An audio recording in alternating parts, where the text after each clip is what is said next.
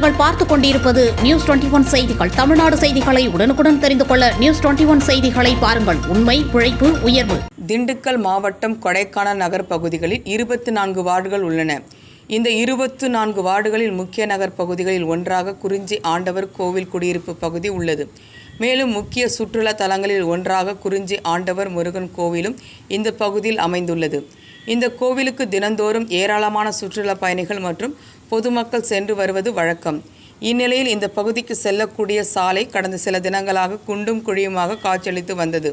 இதனையடுத்து இந்த சாலையை சீரமைக்க 75 மீட்டருக்கு 50 லட்சம் மதிப்பீட்டில் ஒப்பந்தம் விடப்பட்டது.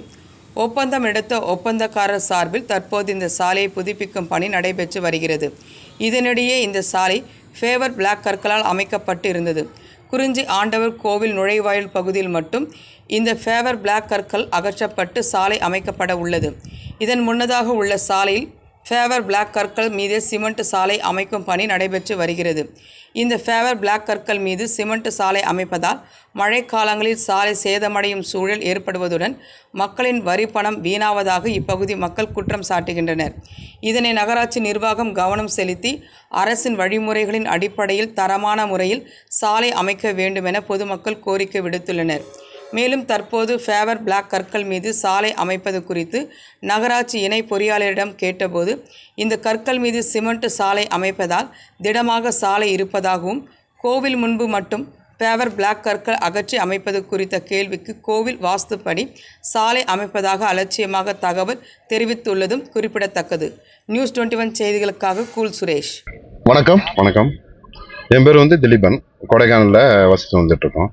இப்போ பார்த்தீங்க அப்படின்னா குறிஞ்சாண்டவர் கோயில் மிகப்பெரிய ஒரு டூரிசம் பிளேஸ்.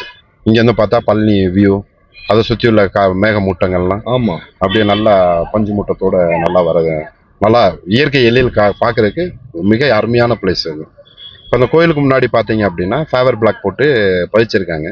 அது கொஞ்சம் சேதமடைஞ்சனால நகராட்சி ஏதோ விரிவாக்கத்துக்கு கொண்டு வந்திருக்காங்க. அந்த விரிவாக்கன்றது ஒரு நல்ல விஷயம்தான்.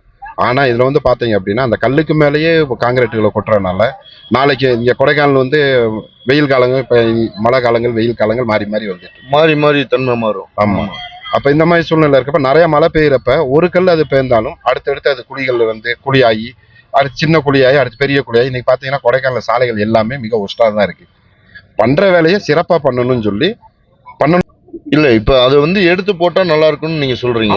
அந்த கல்ல கல்லு இப்ப இதுக்கு மேலேயே கல்லுக்கு மேலேயே காங்கிரீட் கொட்டுறப்ப ஏதோ ஒரு வண்டிகள், கனரக வாகனங்களோ, ஏதோ ஒரு குழியோ, இல்ல டவுன்ஷிப் பைப்புகளோ எதுவும் போறப்ப ஏதோ ஒரு குழி, சின்ன குழி விழுந்தாலும் அடுத்தடுத்து பேர்ந்து போக ஒரு சூழ்நிலை இருக்கும்.